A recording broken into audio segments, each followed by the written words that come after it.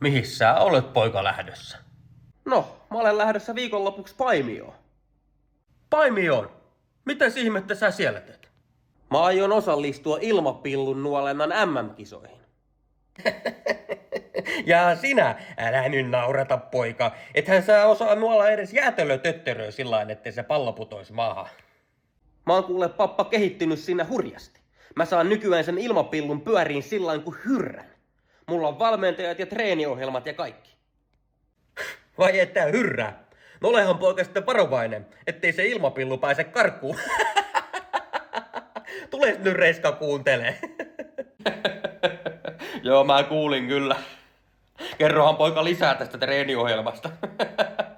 Onneksi ei muuten lähdetty sinne Leikolan keikalle. Täällähän saa nauraa jumalauta ilmaiseksi.